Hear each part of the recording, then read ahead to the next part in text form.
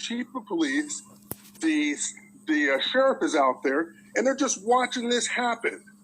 Now, what makes me wonder is my son was pulled over 7 times in 1 week for doing absolutely nothing. He did nothing wrong and was pulled over 7 times in 1 week. And then we watched the police allow these people to break the law and act like thugs. And then turn back around, and the next protest they have out there, they assault people while the police watch. Kim was out there with a bunch of her thugs, assaulting people, assaulting us while the police watched and did absolutely nothing about it. I mean, nothing. How in the world do people that are in charge of the city do nothing? They didn't do anything. They didn't protect. They didn't stop these people from assaulting us. They didn't even prosecute. And now we have to live in fear because I go to a meeting and the response of the meeting is to go to my business and intimidate the employees there. When does this stop? When do you guys stop intimidating the people that disagree with you? If somebody disagrees with you, you shouldn't. David Lawson sends me a letter. It says if I want to get physical, then he's at his house. But the reason he's going to go to my business is because he doesn't like what Crystal has to say. Now, here's what concerns me, is the mayor of Dallas went on and said that Mickey had the right to say his First Amendment right. But Black Lives Matter can't stand and protest in front of the Capitol? Or somebody who disagrees with Jackie and her thuggish crew, you guys will go to their business and try to intimidate the business because they said something you didn't like? Are you kidding me? Now, revenge. Should I respond the way that Jackie Lawson and her husband did? That's why she's not here tonight, because she knows I'm coming to respond. Should I respond? No, I can't. And the reason why I cannot respond like Jackie Lawson did, I can't show up and try to intimidate people I disagree with, is because you have one Black business in this town, and I need to pave the way for other minorities to make it in this town. So that's why I can't act like that. She has the right. The city has allowed her. Brian Lauda has allowed her. And when I went and complained about this, you guys looked at me like I was crazy. Brian Lauda looked at me like I was a joke. And I shouldn't be irritated at the fact my wife has been assaulted and nothing's been done. Our businesses have been attacked twice. The first time they attacked us, they came in front of customers. The police did, in front of customers, and accused my 21-year-old son of operating a puppy mill. It's not even illegal, and they did it in front of customers. You got one Black business that comes into town. He's been pulled over 7 times. The business has been attacked twice, and these are all by city officials. My wife's been assaulted. In front of the police did absolutely nothing. And then we turned on the radio the other day, and guess who's on the radio? Mark Gardner, the sheriff, with Mickey, talking about how much he doesn't like liberals. Well, I had the average of people pulled over for Polk County. I've asked the district attorney to give me the average by race, and I've asked the police chief to give me average by race. Did you know there is 0.6% of African Americans in Dallas? At 2%, you're pulling them over at over 2%. Mexicans, there's 12% of Mexicans, you're pulling them over at 17%? How in the world are you pulling over more people in minority groups that don't even live in the area? I mean, are you bringing them in to pull them over? What are we doing? I'm upset. I'm upset, and I'm dead scared of you guys. I'm dead scared that you guys will come after my family because I disagree and I stood up. And that's why I kept my mouth shut. But you know what? You came after my family anyways, even though I didn't do anything. I didn't say anything. I didn't even go on there and say one thing for you guys to go after my family. How crazy is this? The city of Dallas is attacking people and allowing people to be attacked that they disagree with. And these are city officials. These aren't just regular people on the street. This is how the city officials are acting. Thank you, Tyrone. We appreciate your views taken very seriously. We do. There is no view. We welcome you. You're talking about. We welcome your views. You're talking about how Jackie Lawson has lied and went on and said stuff about you. I'm not a city official. I don't have to turn my back when that happens. I didn't run for mayor. Yes. You ran for mayor. You let her bully you. Tell him. That is not my job. Kim, you guys don't have the right to bully us. If you want to bully the mayor and he's willing to take it, then you bully the mayor. You don't bully my family. We are done. We're done being abused. Okay, thank you. Now, my son will like we're always pleased to meet with you and work through these issues. Honestly. You told me that you didn't want to meet with me.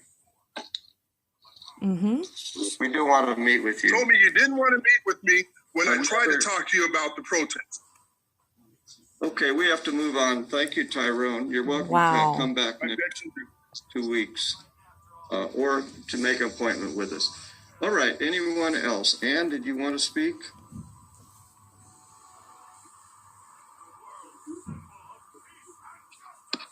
Oh, hi, Brian. No, I just wanted to just kind of listen in tonight. I know that you guys are working on decisions about funding for the Dallas Aquatic Center, and the Friends of the Dallas Aquatic Center want to help any way they can, but we're kind of discouraged right now. So, you know, I really don't have anything to add right now. All right, thank you, Ann. Thank you. Ann, would you give us your address? Yes, 623 Southwest Hader Street, Dallas. All right, thank you. 338. You bet. Anyone else like to visit with us tonight for 5 minutes? Anyone? Oh, good. Debbie. Oh, can you hear me? You're on. Fantastic. Yeah. I just wanted to say, can you hear me okay? Yes, we can. Oh, please. I took off the other microphone. I was really pleased when I watched. We need your name and address, Debbie. Oh, sorry. Debbie O'Brien Verdon, 571 Southeast Mifflin Street. Thank you. I have been very pleased with the majority of the city council representing my own values. The reason I moved to Dallas, I love seeing the respectful discussion and the honesty and integrity by most of the councilors. And I'm really thrilled to be here, truly, in Dallas. I love this city. Anyone that knows me knows that I support people of all different means and professions. I'm thrilled that our small businesses are opening. I was really pleased with the majority of the council voting against publicly reprimanding Representative Neerman. If people don't already know this about him, he is an amazing person who also truly respects and listens and responds to his constituents, regardless of whether they agree with his political ideology or if they happen to be of a political affiliation different than his own. I would encourage anyone to contact him. He's, again, honest, full of integrity, and really a great representative for us. So I was pleased that the majority of the council voted against reprimanding him because I believe it's really respectful of the voters. If the voters have an issue with a representative, they are free to contact him. He's very responsive to those things, and he honestly has great conversations with people from all over the place and all over the political field. So I was glad that the majority of the council really upheld the fact that voters need to be able to form their own opinions, that it is not a citywide opinion. So regardless of my own beliefs about what happened or anyone else's, I would recommend that people talk to him. I was throughout, since I have lived here, we have gone through many issues. I think the extreme lockdowns, the fires, the recent ice storm. I just want to commend the entire city on how much I have seen and heard about people helping other people, especially people who need help themselves. When we didn't have power for a few days and our house was ice cold and my pets and my family were ice cold, I had total strangers saying, hey, we have heaters, we have generators, come stay with us, do what you need to do. They were just so awesome. And so in turn, you know, I see people cutting down trees for people they don't know, taking care of those branches and the debris.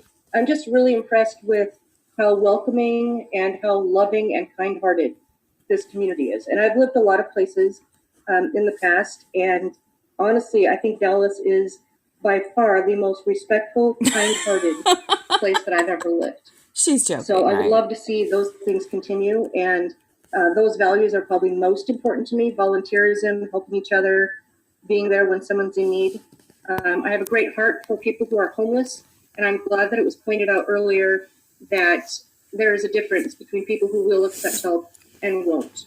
And I'm glad to see some people are accepting that help, and I hope we can find more resolutions for people who refuse that help, because it is a danger. When I walk my dog, I've had drug addicts, people throwing things, screaming, cussing, fighting, doing drugs in front of my child. That's a dangerous situation, both for them, because I have my child with me, and for us, because as anyone knows, someone desperate is someone who you can't possibly predict what's going to happen.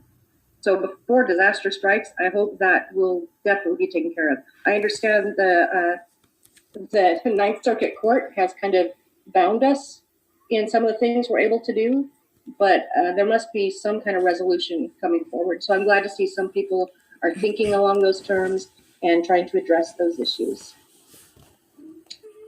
Right. Thank you, Debbie. Appreciate your views. I think Dallas is a very popular and much loved place to live. Thank you. Okay. Anybody else? Seeing any hands up? I'm not. All right. Thank you all for your views. We appreciate it. We do take them seriously. We do. Then we're on to the consent agenda, and there's several items. The approval of the minutes of the council on February 1st, the goal setting session on February 20th, the acknowledgement of the minutes of the Economic Development Commission on January 28th. That was all the juicy District bits. on February 2nd, the Planning Commission meeting on February 9th, for this Public Safety laughing stock. and Public Works on the 26th.